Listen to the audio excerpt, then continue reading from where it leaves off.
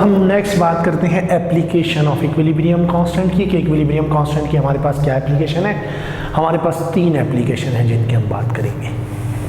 Number 1, prediction of direction of reaction, हम reaction की direction predict कर सकते हैं। Number 2, extent of a chemical reaction, हम किसी भी रिएक्शन की एक्सटेंट का मतलब है अमाउंट ऑफ रिएक्टेंट और प्रोडक्ट, डिटरमाइन कर सकते हैं। और तीसरी है effect of change in condition on equilibrium, हम इसको स्टडी कर सकते हैं। ठीक है, अब हम बात करते हैं सबसे पहले पहली 2 एप्लीकेशंस की। डायरेक्शन ऑफ रिएक्शन, हम Kc से इक्विलिब्रियम कांस्टेंट से डायरेक्शन ऑफ रिएक्शन बता सकेंगे।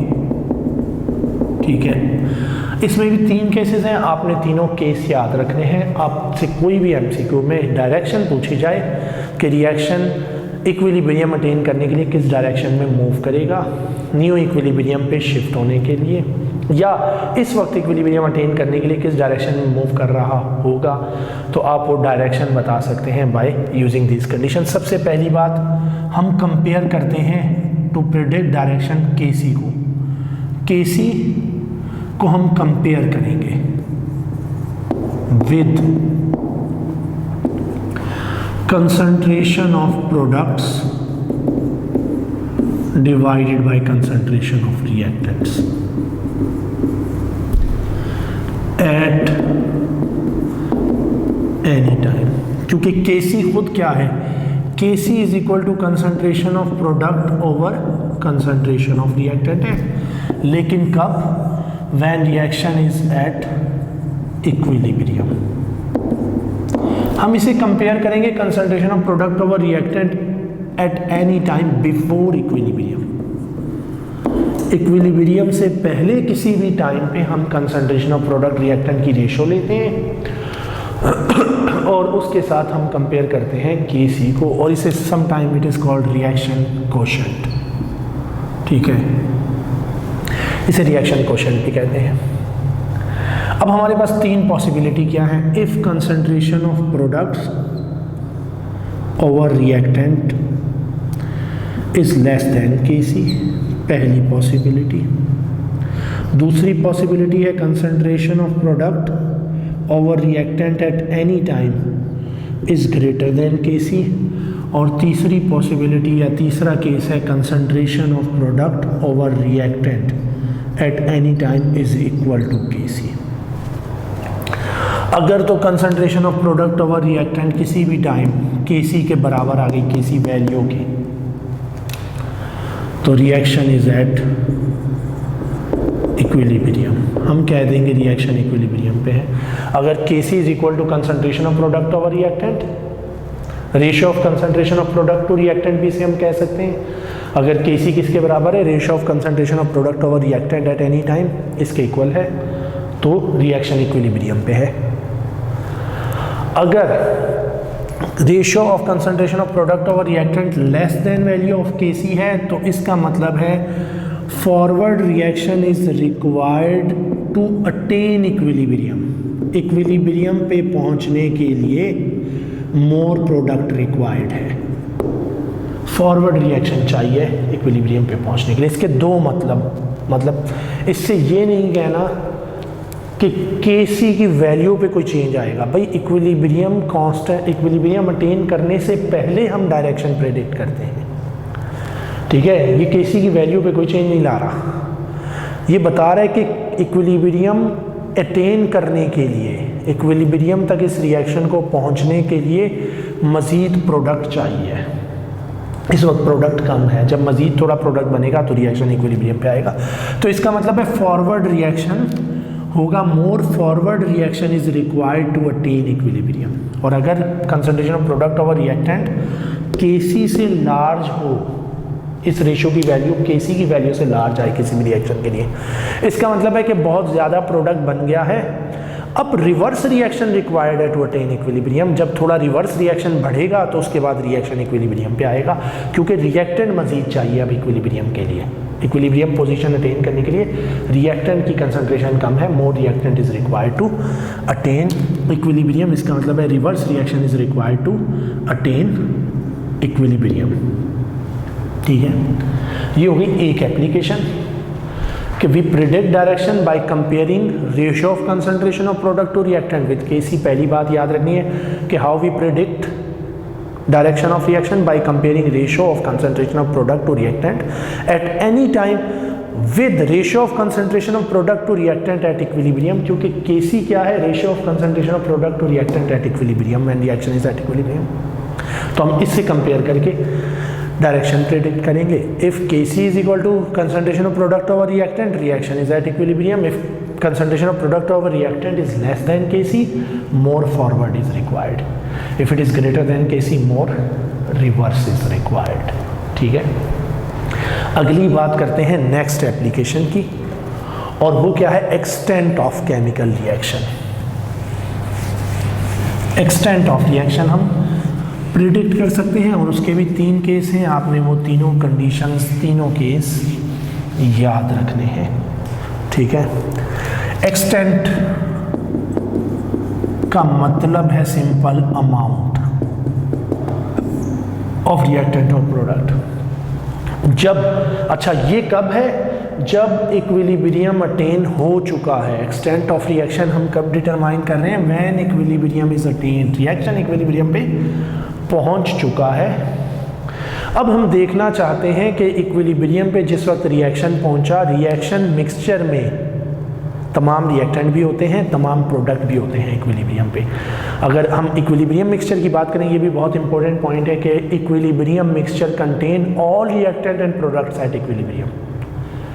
ठीक है, एक रिवर्सिबल रिएक्शन में इक्विलिब्रियम पे जो रिएक्शन मिक्सचर है उसे हम कहेंगे इक्विलिब्रियम मिक्सचर, और equilibrium mixture contain all reactants and product. उसमें तमाम रिएक्टेंट और तमाम प्रोडक्ट्स होंगे, कोई भी रिएक्टेंट कंप्लीटली कंज्यूम नहीं हुआ होता।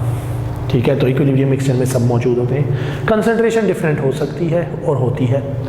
तो एक्सटेंट ऑफ रिएक्शन हम डिटरमाइन करते हैं जब रिएक्शन इक्विलिब्रियम पे पहुंच गया। अब हम देखना चाहते हैं कि इक्विलिब्रियम मिक्सचर में रिएक्टेंट ज़्यादा है या प्रोडक्ट ज़्यादा है। ठीक है, और ये हम कैसे प्रिडिक्ट करते हैं, extent of reaction is predicted from value of Kc, या हम कह सकते हैं magnitude of value of Kc। Kc की वैल्यू कितनी है, उसका मैग्नीट्यूड क्या है, very large value, very small value या इंटरमीडिएट वैल्यू। स्टूडेंट्स, हमने कहा हमारे पास 3 केसेस हैं। कौन कौन से, Kc is very large, magnitude बहुत लार्ज है। Kc is very small, magnitude बहुत कम है। और Kc इज़ इंटरमीडिएट, ना तो बहुत लार्ज है ना बहुत कम है, एक दरमियानी वैल्यू है। जनरली हम वेरी लार्ज, इंटरमीडिएट और वेरी स्मॉल कहते किसे, अगर 10 टाइम्स नेगेटिव में वैल्यू आ जाती है, 2 × 10 टाइम -2, 2 × 10 टाइम -3, -4, ये बहुत स्मॉल वैल्यू है, 0.000 something, it is considered as very small value. Large value अगर 1000 से ऊपर, 100 से ऊपर चले जाए, थाउजेंड्स में चली जाए, हंड्रेड्स क्रॉस कर जाए, 100, 200, 300 नहीं है, वैल्यू है हमारे पास 10 टाइम 4, 10 टाइम 5, 10 टाइम 3, 1000, 1500, 1800, 2000, 3000, 4000, इस वैल्यू को हम वेरी लार्ज कंसिडर करेंगे। अगर हमारे पास वैल्यू लेस देन 100 है, 0 और 100 के दरमियान में है, 0.5, 4, 6, 7, 8, 15, 17, 18, 20, 90, इन्हें हम इंटरमीडिएट वैल्यू कंसिडर करते हैं Kc की। अब हमारे पास 3 पॉसिबिलिटी क्या है, simple, if Kc is very large, Kc का मैग्नीट्यूड बहुत लार्ज है, बहुत लार्ज वैल्यू है, इसका मतलब है बहुत ज़्यादा फॉरवर्ड रिएक्शन। ठीक है, इसका मतलब क्या है, मोर फॉरवर्ड रिएक्शन अकर, इसका मतलब है फॉरवर्ड रिएक्शन ज़्यादा हुआ है और इस रिवर्सिबल रिएक्शन में रिवर्स रिएक्शन कम हुआ है। और मोर फॉरवर्ड रिएक्शन का मतलब है large amount of product is present at equilibrium. जब रिएक्शन ने इक्विलिब्रियम अटेन किया है तो उसमें प्रोडक्ट की अमाउंट बहुत ज़्यादा है, रिएक्टेंट बहुत थोड़ा बचा है। ठीक है, इसका मतलब है हमें तीन चीज़ें पता चल रही हैं। If KC is very large, पहली बात, अगर हमारे पास कोई ऑप्शन है कि more forward reaction occur, more reverse reaction occur, both takes place almost equal, ठीक है, इस टाइप के ऑप्शन है तो हम कहेंगे मोर फॉरवर्ड रिएक्शन अकर। दूसरा हमारे पास कहा जा सकता है if value of K C is very large, the reactant is present in very small amount, या product is present in very large amount, ये दोनों ऑप्शन ठीक है। ठीक है, अगर पूछ लिया जाए कि when KC is very large, reaction mixture contain large amount of product, very small amount of product, very large amount of reactant, ठीक है, और इंटरमीडिएट अमाउंट ऑफ बोथ, तो हमारे पास क्या चीज़ मौजूद है, very large amount of product मौजूद है। इस बात को उल्टा कर सकते हैं कि भाई at equilibrium if case value of magnitude of K C is very large, reaction mixture contain very small amount of product, very large amount of reactant, very small amount of reactant, तो हमारे पास very small amount of reactant होती है if केसी की value large, अगर केसी की value हमारे पास बहुत लार्ज हो। ठीक है, अब इन्हीं चीज़ों को, इसी एक को हमने 3 पे अप्लाई कर देना है। ठीक है, हम इसके उलट कर लेते हैं, if KC is very small, इसके अपोजिट कर लें, इसका मतलब है if KC is very small no appreciable forward reaction, इसका मतलब है very little forward reaction, forward reaction बहुत थोड़ा हुआ है, और जब फॉरवर्ड रिएक्शन बहुत थोड़ा होगा तो सारे का सारा reactant, large amount of reactant बचा हुआ है, तो large amount of reactant is present, large amount of reactant is present, कहाँ पे, एट इक्विलिब्रियम, रिएक्शन के इक्विलिब्रियम मिक्सचर में रिएक्टेंट बहुत ज़्यादा बचा हुआ है। ठीक है, और तीसरा केस या तीसरी पॉसिबिलिटी है, केसी ना तो बहुत लार्ज है, नॉट वेरी लार्ज,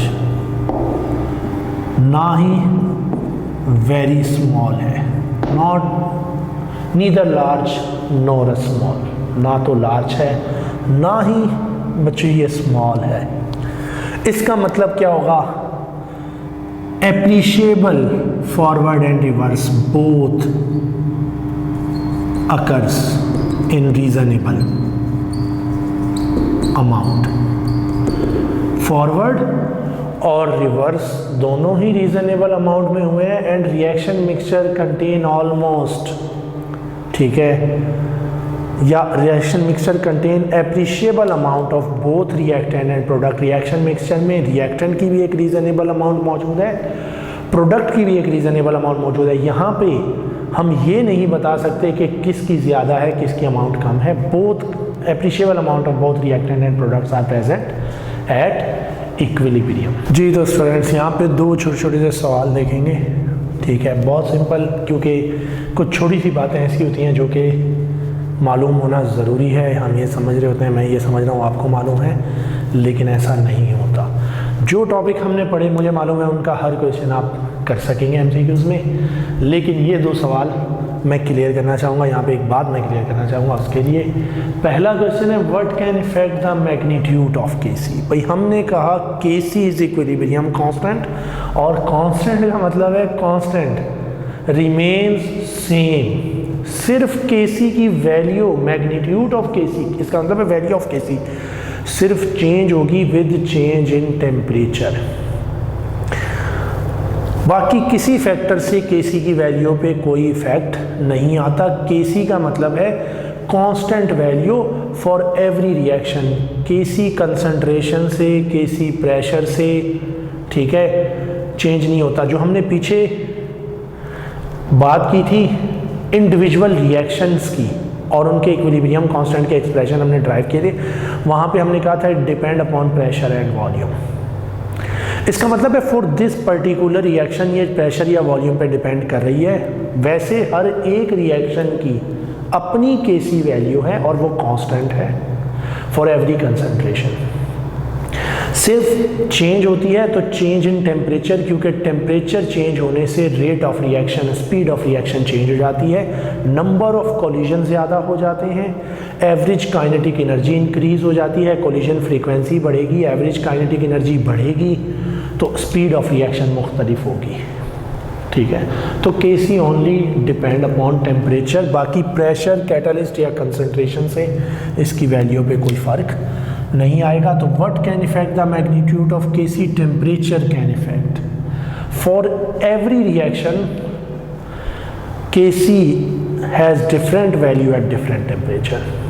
एक रिएक्शन के लिए अगर 25 डिग्री सेल्सियस पे केसी की वैल्यू 4 है तो 30 पे उसका इक्विलिब्रियम कांस्टेंट मुख्तलिफ होगा, लेकिन 25 डिग्री सेल्सियस पे अगर मैं 1 मोल से रिएक्शन कराऊँ, मैं 50 मोल का रिएक्शन करवाऊँ, केसी की वैल्यू सेम आएगी।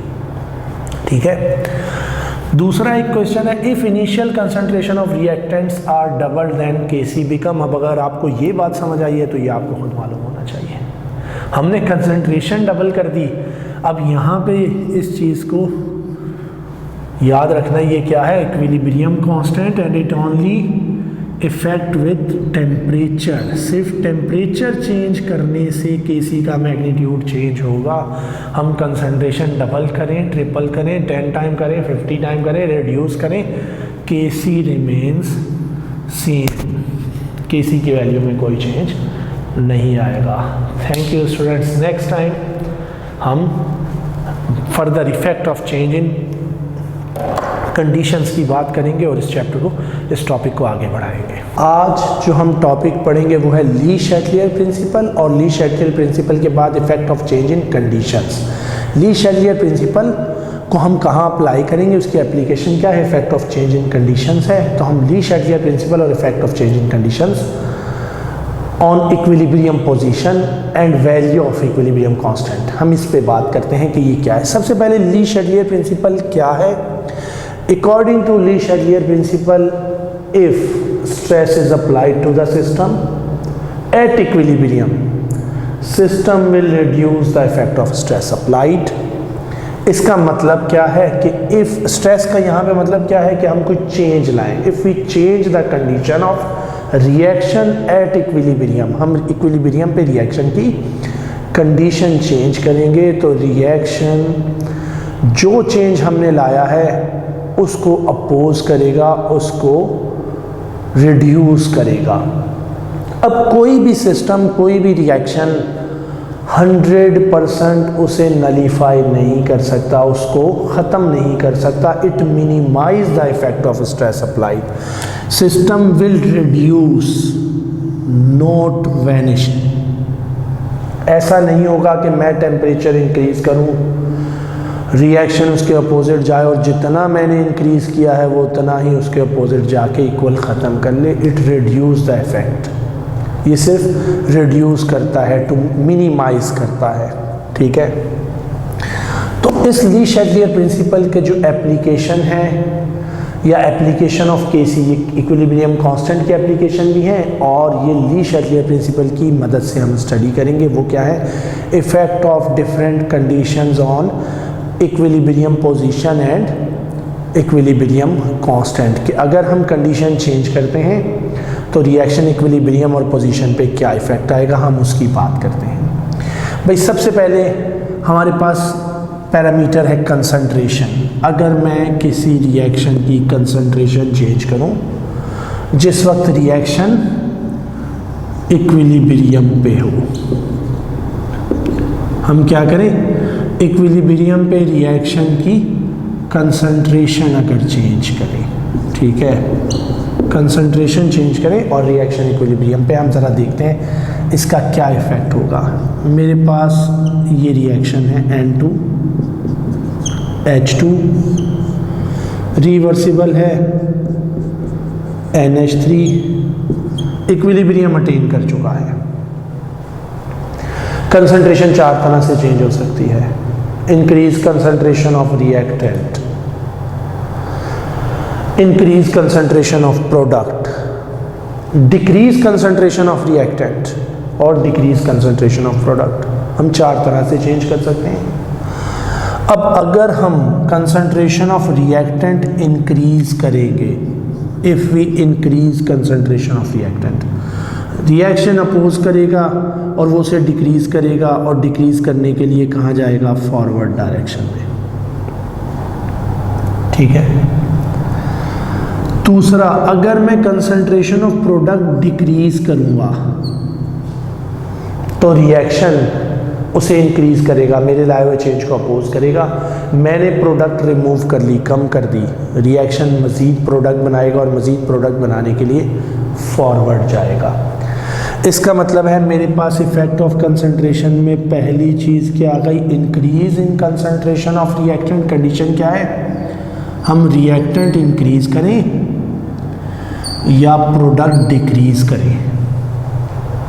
इन दोनों केस में रिएक्शन की डायरेक्शन, इक्विलिब्रियम कहाँ शिफ्ट होगा, towards the right hand side, towards the product की तरफ जाएगा। तो इक्विलिब्रियम पोजीशन पे क्या इफेक्ट आएगा, इक्विलिब्रियम पोजीशन, रिएक्शन कहाँ जाएगा, फॉरवर्ड शिफ्ट होगा। इक्विलिब्रियम पोजीशन शिफ्ट होगी towards the forward direction.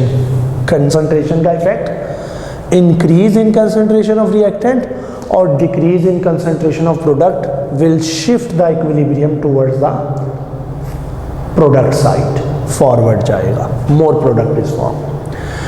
Value of K C पे इसका कोई इफेक्ट नहीं होगा, क्योंकि जितनी कंसंट्रेशन प्रोडक्ट की बढ़ेगी उतनी रिएक्टेंट की कम होगी।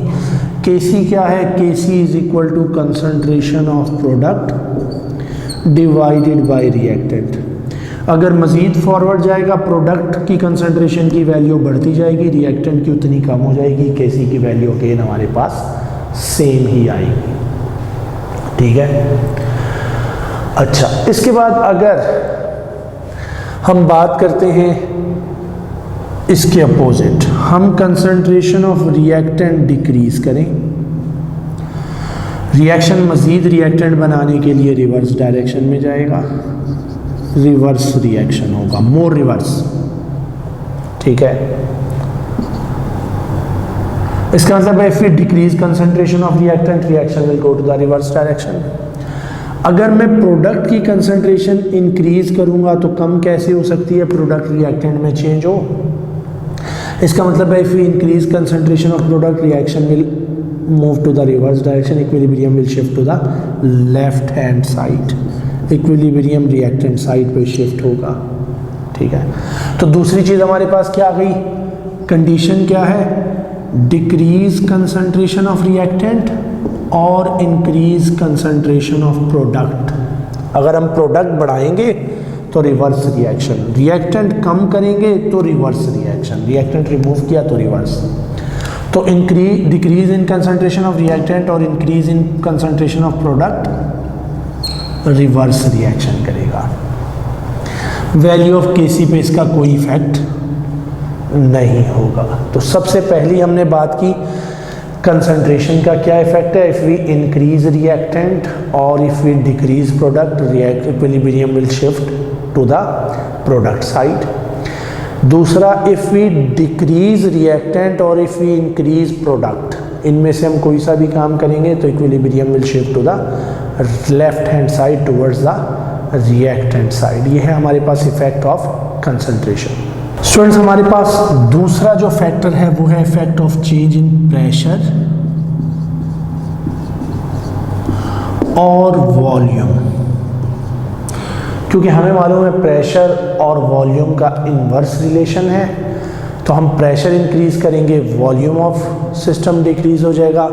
अगर हम प्रेशर डिक्रीज करेंगे तो वॉल्यूम इंक्रीज हो जाएगा। तो हम इसको इकट्ठी बात करेंगे हम प्रेशर और वॉल्यूम की। ठीक है। What is the effect of change in pressure और वॉल्यूम, हमारे पास दूसरा पैरामीटर है, हम इफेक्ट ऑफ प्रेशर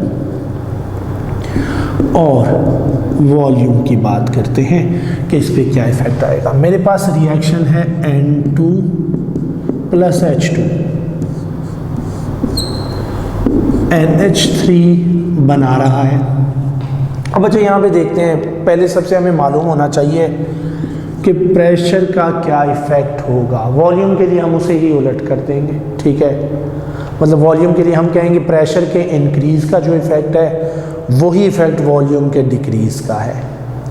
अब प्रेशर का क्या इफ़ेक्ट होता है, प्रेशर के लिए कोई फिक्स डायरेक्शन नहीं है।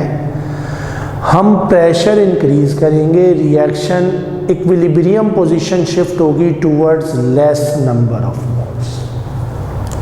प्रेशर का क्या इफेक्ट है,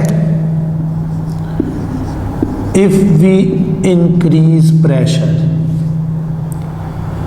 equilibrium position will shift towards less moles. Equilibrium कहाँ जाएगा, प्रेशर बढ़ाने से कम मोल की तरफ जाएगा। इसके अपोजिट प्रेशर कम करने से मोर मोल्स की तरफ चला जाएगा। अब हम ये रिएक्शन लेते हैं।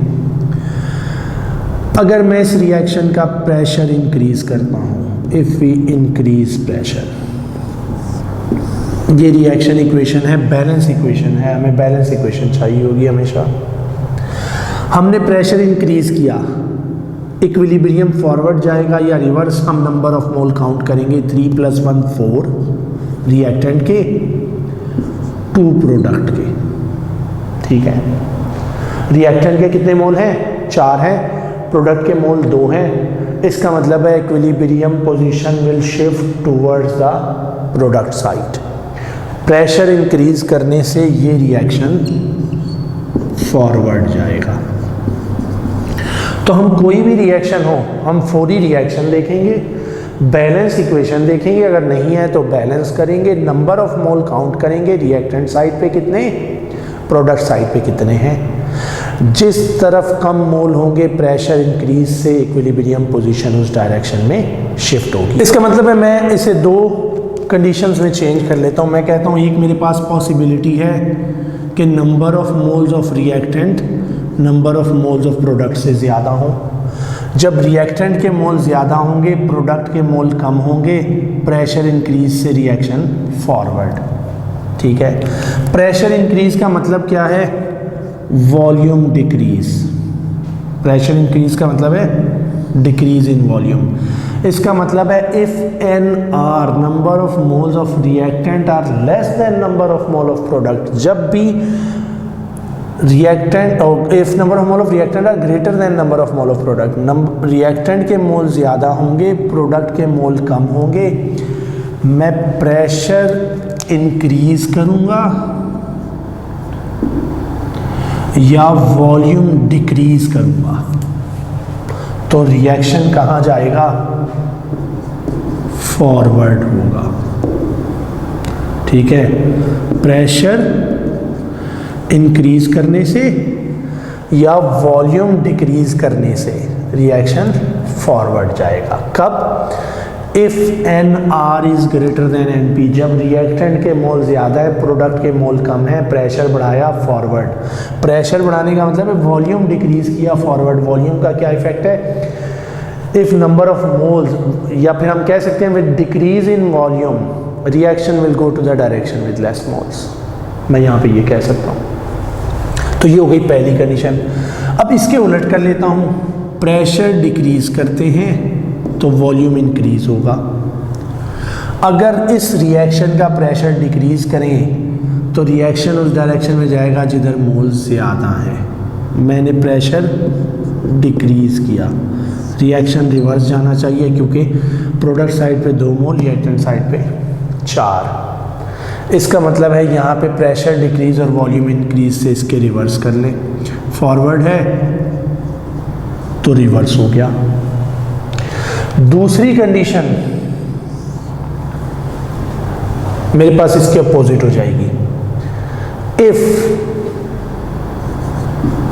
Number of moles of reactant are less than number of moles of product. Product के मोल अगर किसी रिएक्शन में ज़्यादा होंगे और रिएक्टेंट के मोल किसी रिएक्शन में कम होंगे तो क्या होगा। प्रोडक्ट के मोल ज़्यादा है, रिएक्टेंट के मोल कम है, तो प्रेशर इंक्रीज करने से रिएक्शन रिवर्स हो जाएगा।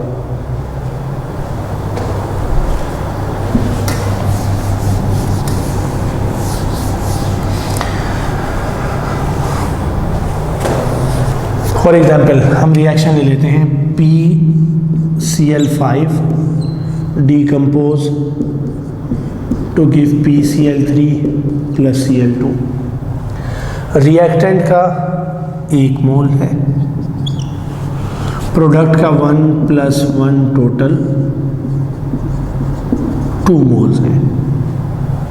ठीक है, अब अगर मैं प्रेशर इंक्रीज करूंगा, if we increase pressure, reaction equilibrium position कहाँ जाएगी?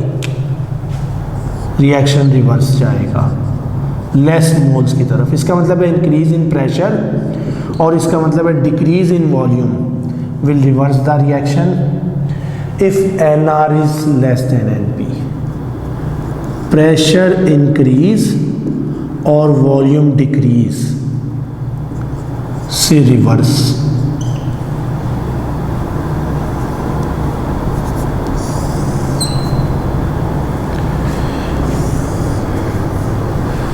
इसके अपोजिट कर लें, अगर हम प्रेशर डिक्रीज करें तो वॉल्यूम इंक्रीज होगा और प्रेशर डिक्रीज करने से मोर मोल्स की तरफ जाएगा फॉरवर्ड रिएक्शन अगर। इसका मतलब है डिक्रीज इन प्रेशर और इंक्रीज इन वॉल्यूम से फॉरवर्ड हो जाएगा रिएक्शन। अब वैल्यू ऑफ Kc पे, ये तो हो गई इक्विलिब्रियम पोजीशन, इसका वैल्यू ऑफ Kc पे अगेन कोई इफेक्ट नहीं होगा। Value of Kc remain same, Kc constant है, वही रहेगी। तो it only shift the equilibrium position, equilibrium constant की वैल्यू चेंज नहीं होगी। जी स्टूडेंट्स, हमारे पास नेक्स्ट है इफेक्ट ऑफ टेम्परेचर। हम इफेक्ट ऑफ टेम्परेचर की बात करते हैं और इफेक्ट ऑफ टेम्परेचर में हमारे पास 2 तरह के केस फिर आ जाएंगे। रिएक्शन या एक्सोथर्मिक हो सकता है या रिएक्शन एंडोथर्मिक हो सकता है। ठीक है, तो हम बात करते हैं इफेक्ट ऑफ टेम्परेचर की, कि टेम्परेचर का इक्विलिब्रियम पोजीशन पे क्या इफेक्ट होगा और वैल्यू ऑफ Kc पे क्या इफेक्ट होगा। हम एग्जाम्पल ले लेते हैं कोई से एसिड या अल्कली की डिसोल्यूशन। मैं Na2CO3 सॉलिड अगर ले लूँ और इसे वाटर में डिज़ोल्व करूँ, Na2CO3 सोडियम कार्बोनेट एक्वस बनाऊँ, कैसा रिएक्शन होगा? एक्सोथर्मिक। कोई भी एसिड या अल्कली जब हम वाटर में डिज़ोल्व करते हैं, एसिड या बेस को जब वाटर में डिज़ोल्व करेंगे, it dissociate into ion, generally they evolve heat. HCl water में डिज़ोल्व करें एक्सोथर्मिक, NaOH वाटर में डिज़ोल्व करें एक्सोथर्मिक, KOH वाटर में डिज़ोल्व करें एक्सोथर्मिक। डिसोल्यूशन ऑफ एसिड और अल्कली इज एक्सोथर्मिक, ये हीट इवॉल्व करते हैं। मैंने ये एग्जाम्पल ले ली। Na2CO3 सॉलिड से Na2CO3 एक्वस बन रहा है। अब अगर ये प्रोसेस एक्सोथर्मिक है तो इसके अपोजिट ये एंडोथर्मिक होगा। अगर ये हीट इवॉल्व करेगा एक्वस फेज में चेंज होने पे, तो एक्वस से वापस जब सॉलिड बनेगा तो it will absorb heat. Her exothermic process का अपोजिट एंडोथर्मिक होगा। एक्सोथर्मिक रिएक्शन का अपोजिट एंडोथर्मिक, एंडोथर्मिक का अपोजिट रिवर्स रिएक्शन एक्सो होगा। अब इसमें से कौन सा प्रोसेस, कौन सी साइड ऐसी है जो कि इंक्रीज इन टेम्परेचर से फेवर होगी? अगर हम एंडोथर्मिक रिएक्शन में टेम्परेचर प्रोवाइड करें तो वो ज़्यादा फॉरवर्ड जाता है, क्योंकि endothermic is the process which require heat to proceed. Endothermic reaction वो है जिसको हीट रिक्वायर्ड है, विच एब्जॉर्ब हीट, अगर नहीं मिलेगी तो फॉरवर्ड नहीं होगा। इसका मतलब है ये endothermic process increase in temperature से होगा। इंक्रीज इन टेम्परेचर इस रिएक्शन को फॉरवर्ड लेके जाएगा। जी स्टूडेंट्स, हम बात कर रहे थे कि Na2CO3 एक्वस से चेंज होगा। ये एक एक्सोथर्मिक प्रोसेस है और एक्सोथर्मिक प्रोसेस के लिए टेम्परेचर डिक्रीज से फॉरवर्ड जाएगा। Decrease in temperature favour the exothermic process, increase in temperature favours the endothermic process. तो टेम्परेचर का इफेक्ट क्या होगा, सबसे पहले मैं यहाँ कर लेता हूँ इफ रिएक्शन इज एक्सोथर्मिक। अगर रिएक्शन एक्सोथर्मिक होगा फेवर्ड बाय डिक्रीज, इसका मतलब है डिक्रीज इन टेम्परेचर से फॉरवर्ड, इंक्रीज इन टेम्परेचर से रिवर्स। ठीक है, तो सबसे पहले तो क्या आ गई हमारे पास पहली कंडीशन, टेम्परेचर इंक्रीज, नहीं पहले हम कर लेते हैं टेम्परेचर डिक्रीज, तो रिएक्शन चला जाएगा फॉरवर्ड। उसके बाद दूसरी है टेम्परेचर इंक्रीज, अगर हम एक्सोथर्मिक रिएक्शन का टेम्परेचर बढ़ाएंगे तो रिएक्शन रिवर्स। अब जब हम टेम्परेचर डिक्रीज करेंगे रिएक्शन फॉरवर्ड जाएगा, temperature effect the value of K C, K C की वैल्यू चेंज होगी क्योंकि rate of reaction, speed of reaction change हो जाएगी। अब सिर्फ इक्विलिब्रियम की पोजीशन ही चेंज नहीं होगी टेम्परेचर इंक्रीज या डिक्रीज करने से, it also change the rate of reaction, और जब रेट ऑफ रिएक्शन चेंज होगा तो ratio of concentration of product और रिएक्टेंट चेंज होगी। तो इस वजह से अगर डिक्रीज इन टेम्परेचर होगा, रिएक्शन फॉरवर्ड होगा, तो केसी की वैल्यू इंक्रीज हो जाएगी, value of K C increases. Temperature increase करेंगे रिएक्शन रिवर्स होगा, केसी डिक्रीज हो जाएगी। दूसरी पॉसिबिलिटी है रिएक्शन कैसा हो, एंडोथर्मिक।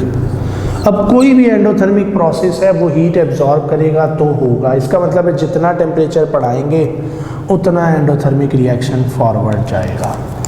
तो एंडोथर्मिक क्या होगा, with increase in temperature direction क्या होगी, फॉरवर्ड, और जब फॉरवर्ड होगा तो केसी इंक्रीजेस, प्रोडक्ट ज़्यादा बनने से केसी की वैल्यू बढ़ेगी। इसके अपोजिट टेम्परेचर डिक्रीज करने से रिवर्स, और रिवर्स होगा तो केसी डिक्रीजेस। तो ये है हमारे पास इफेक्ट ऑफ टेम्परेचर। उसके बाद आखिरी है हमारे पास effect of catalyst. Catalyst equilibrium condition पे क्या चेंज लाएगा, पैरामीटर कैटलिस्ट हो गया। कंडीशन, जब हम कैटलिस्ट यूज़ करेंगे increases the rate of forward and reverse both, दोनों का रेट बढ़ाएगा, rate of forward and reverse reaction increases. अब इससे इक्विलिब्रियम पोजीशन पे क्या फ़र्क आएगा, भाई इक्विलिब्रियम पोजीशन पे कोई इफेक्ट नहीं होगा क्योंकि जितना रेट फॉरवर्ड रिएक्शन का बढ़ेगा उतना ही रेट रिवर्स रिएक्शन का बढ़ाएगा। तो इक्विलिब्रियम पोजीशन पे no effect, catalyst does not effect equilibrium position. Value of KC, जितना फॉरवर्ड रिएक्शन बढ़ाए उतना रिवर्स रिएक्शन बढ़ाए, प्रोडक्ट ऑफ और रिएक्टेंट की कंसंट्रेशन की रेशो सेम रहेगी, तो वैल्यू ऑफ केसी पे भी इसका कोई इफेक्ट नहीं होगा, नो इफेक्ट। ये है हमारे पास effect of change in parameters या effect of change in condition on equilibrium position, जिसको हम ली-शैटलियर प्रिंसिपल की मदद से स्टडी करते हैं, और हम कहते हैं कि जो हमने चेंज लाया उसको अपोज करेगा रिएक्शन, रिएक्शन ने उसको अपोज किया। कंसंट्रेशन का इफेक्ट, प्रेशर का इफेक्ट, टेम्परेचर का इफेक्ट और कैटलिस्ट का इफेक्ट। अब यहाँ पे catalyst increases the rate of reaction by lowering the activation energy and by providing the new mechanism to the reaction, by providing new reaction path, इसका मतलब है by providing new reaction mechanism, एक ऐसा mechanism जिसमें कम activation energy required है। Students, हमारे पास ली-शैटलियर principal की industrial application दो हैं, manufacture of ammonia bye Haber process and manufacture of sulphuric acid by a contact process. हम बात करते हैं, हम पढ़ेंगे हैबर्स प्रोसेस और कंटैक्ट प्रोसेस को कि कैसे ली-शैटलियर प्रिंसिपल अप्लाई करके मैक्सिमम यील्ड हासिल की जाती है। ऑप्टिमम कंडीशंस क्या है, हमें ऑप्टिमम कंडीशंस पता होनी चाहिए, ठीक है। तो हम सबसे पहले बात करते हैं हैबर्स प्रोसेस की। In Haber's process ammonia is manufactured by reaction of N2 and H2 to produce NH3। ये रिएक्शन करवाया जाता है। Reaction is exothermic. Delta H is equal to -92.46 kilo joule per mole. ये एक एक्सोथर्मिक रिएक्शन है। इस reaction के लिए जो हाइड्रोजन होती है वो हासिल की जाती है from cracking of petroleum. Hydrogen कहाँ से आ रहा होता है? पेट्रोलियम की क्रैकिंग में साइड प्रोडक्ट के तौर पे बनता है।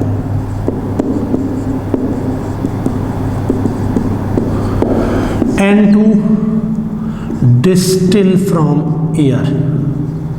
नाइट्रोजन एयर की डिस्टिलेशन से एयर को कूल करते हैं और उसमें से नाइट्रोजन सेपरेट करते हैं ना। -33-34 नाइट्रोजन का जो है वो मेल्टिंग पॉइंट है, तो इसे डिस्टिल करके एयर से सेपरेट किया जाता है। यहाँ से नाइट्रोजन हासिल की जाती है। अब ऑप्टिमम कंडीशंस के लिए मैक्सिमम यील्ड हासिल करने के लिए ली शटलियर प्रिंसिपल अप्लाई करते हैं इस रिएक्शन पे, ताकि क्योंकि ये एक रिवर्सिबल रिएक्शन है, reversible reaction never goes to completion, complete नहीं होगा। तो हम मैक्सिमम यील्ड हासिल करने के लिए क्या करेंगे?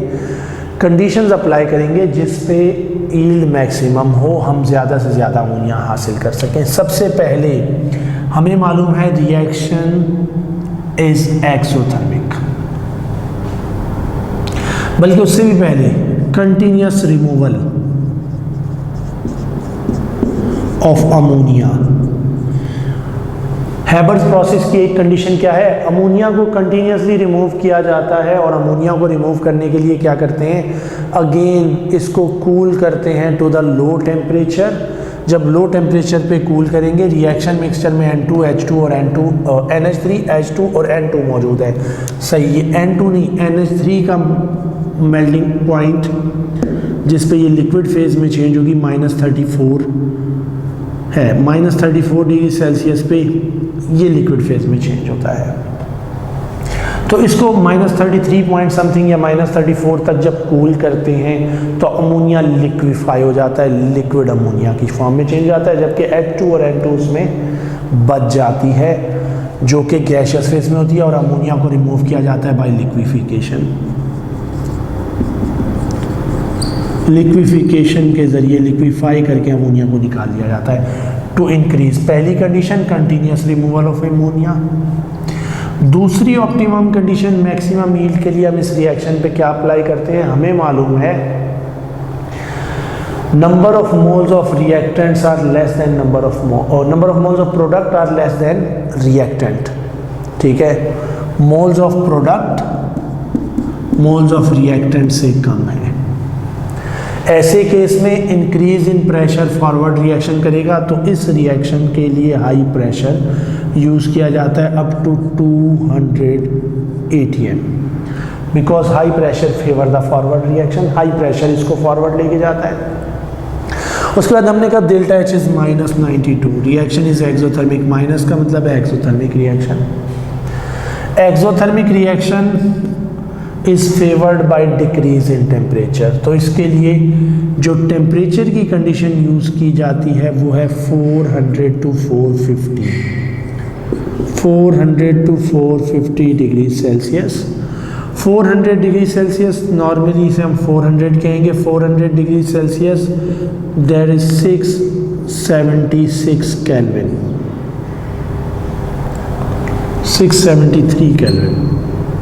तो टेम्परेचर जो यूज़ किया जाता है वो 400 डिग्री सेल्सियस या 673 केल्विन है। और इस लो टेम्परेचर पे मैक्सिमम यील्ड ऑफ अमोनिया हासिल होती है। अब ये लो है, इंडस्ट्रियली ये लो है, क्योंकि अगर इस रिएक्शन को हम 800 पे लेके जाएंगे, ठीक है, तो फॉरवर्ड रिएक्शन कम हो जाएगा। अगर हम इसको 200 पे या 100 या इससे लो टेम्परेचर पे लेके जाएंगे, फॉरवर्ड रिएक्शन तो बढ़ेगा लेकिन रेट ऑफ रिएक्शन बहुत कम हो जाएगा।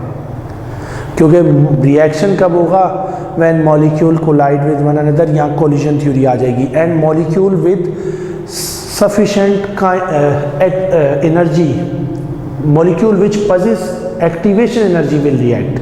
अगर हम टेम्परेचर डिक्रीज करते हैं तो fraction of molecule with activation energy decrease हो जाती है, इसलिए ये लो टेम्परेचर यूज़ किया जाता है 400 का, ना कि 800 1000, ना ही 150 40 या नेगेटिव में, क्योंकि फिर फॉरवर्ड रिएक्शन तो बढ़ता है लेकिन rate of reaction become very slow, speed of reaction बहुत ज़्यादा स्लो हो जाती है। ठीक है, तो पहला क्या है, कंटिन्यूस रिमूवल की जाती है अमोनिया की, दूसरा 200 atm का प्रेशर यूज़ करते हैं हैबर्स प्रोसेस में, तीसरा है 400 डिग्री सेल्सियस टेम्परेचर, और उसके बाद to increase the rate of reaction catalyst is used. और कैटालिस्ट क्या यूज़ किया जाता है, iron metal catalyst, iron embedded in silica alumina. ठीक है, सिलिका या एल्यूमिना में एम्बेडेड मेटल का पीस, आयरन मेटल, ऐसा कैटलिस्ट यूज़ किया जाता है। जी स्टूडेंट्स, तो नेक्स्ट है हमारे पास कंटैक्ट प्रोसेस। यहाँ पे हम ऐड कर लेते हैं सिलिका एल्यूमिना और मैग्नीशियम ऑक्साइड, MgO भी होता है। ठीक है, iron metal embedded in silica alumina और MgO, magnesium oxide is used as a catalyst. दूसरा है हमारे पास, इसकी एप्लीकेशन है कंटैक्ट प्रोसेस।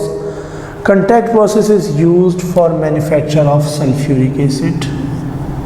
अब सल्फ्यूरिक एसिड की मैन्युफैक्चरिंग की जाती है from sulphur trioxide. Sulphuric acid is prepared from sulphur trioxide and sulphur trioxide is prepared by reaction of sulphur dioxide plus oxygen.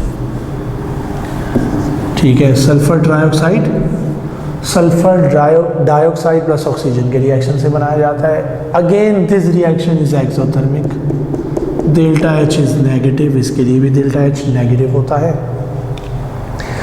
Exothermic reaction है।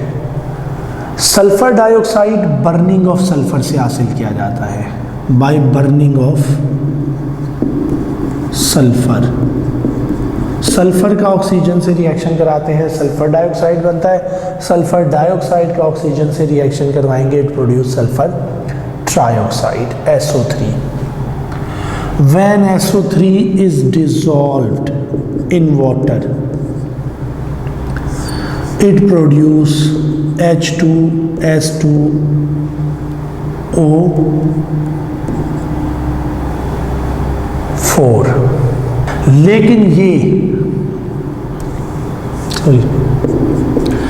it produce H2SO4, लेकिन ये reaction directly नहीं किया जाता क्योंकि ये हाईली एक्सोथर्मिक है।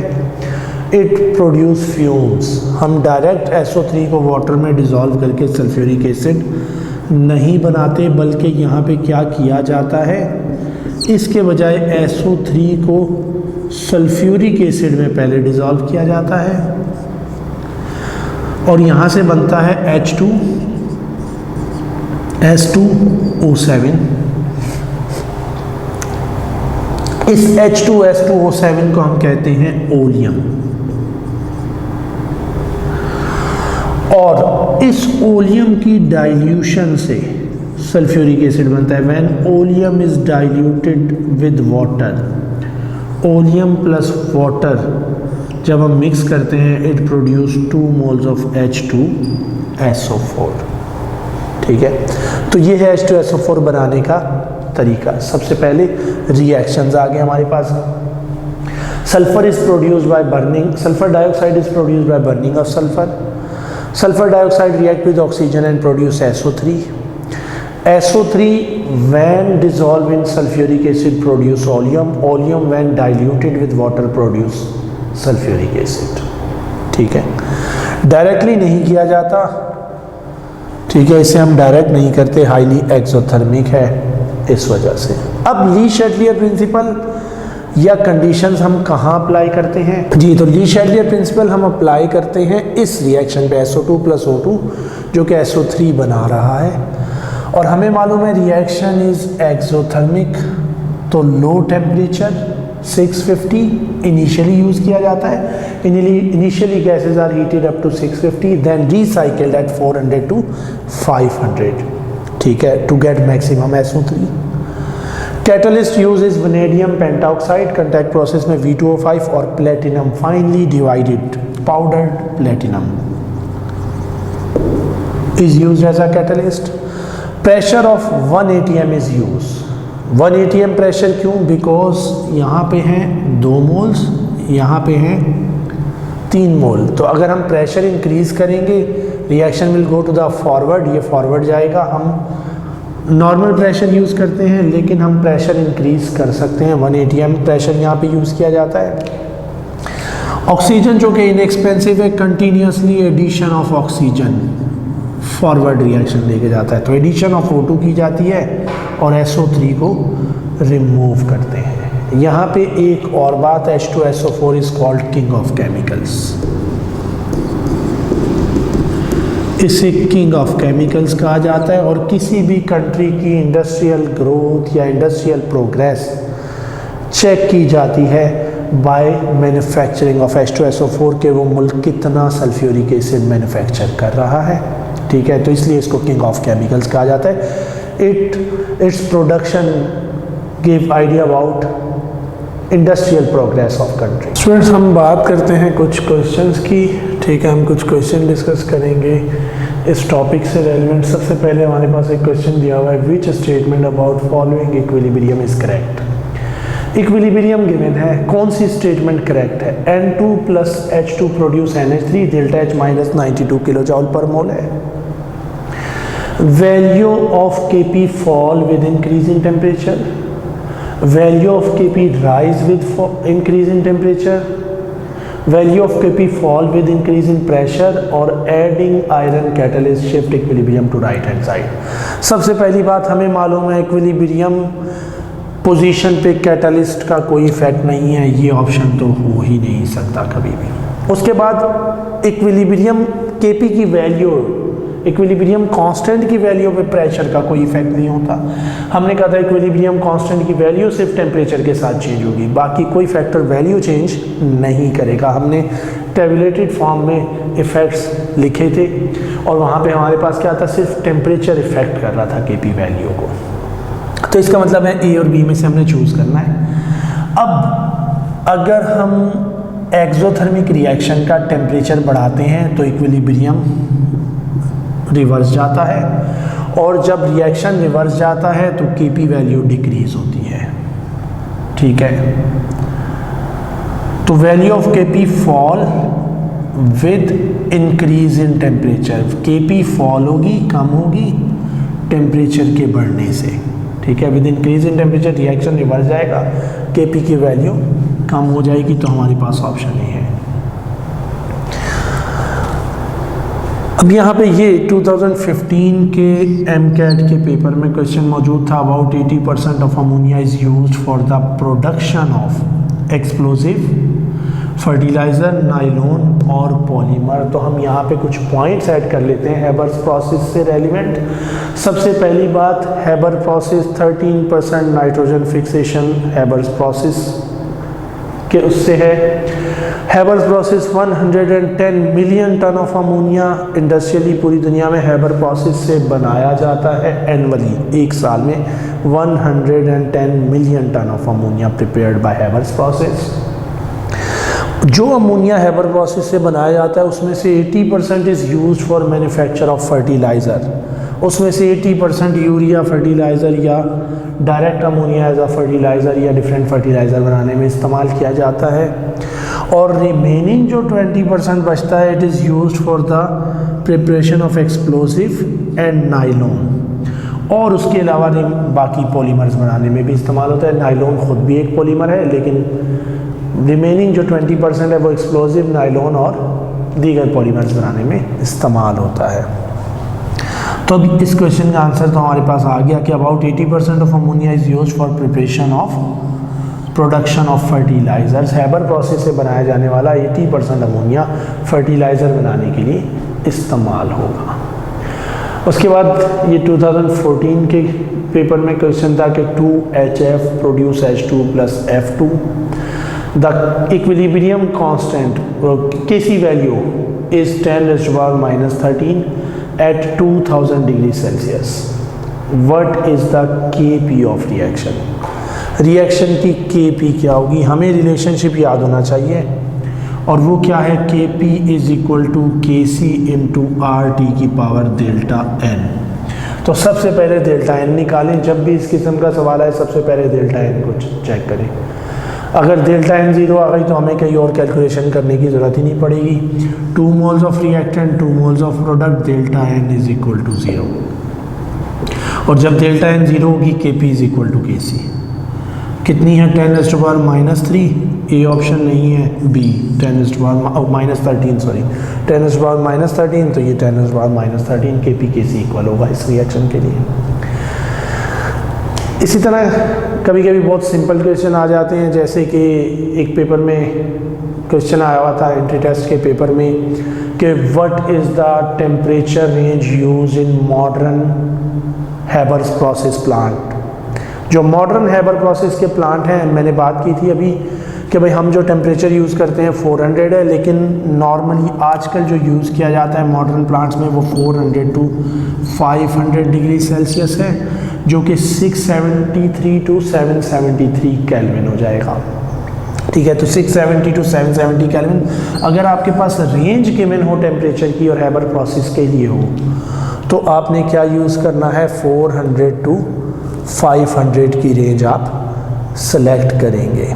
ठीक है, इसी तरह 2016 के एंट्री टेस्ट के मेडिकल के पेपर में क्वेश्चन था कि what condition is used to increase the yield of sulphur trioxide in contact process. Contact process में सल्फर ट्राइऑक्साइड की यील्ड इंक्रीज करने के लिए क्या कंडीशन यूज़ की जाती हैं।